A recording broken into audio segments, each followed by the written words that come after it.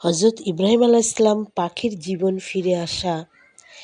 একদিন হজরত ইব্রাহিম আলাইহিসসালাম আল্লাহর কাছে বললেন, হে আল্লাহ, আপনি কিভাবে মৃতকে জীবিত করেন?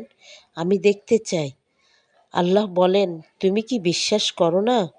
ইব্রাহিম আলাইহিসসালাম বললেন, বিশ্বাস করি, কিন্তু আমার অন্তর যেন শান্তি পায়। তখন আল্লাহ বললেন, তাহলে 4টি পাখি নাও, তাদের তোমার কাছে মানিয়ে নাও, অর্থাৎ তাদের পোষ মানাও।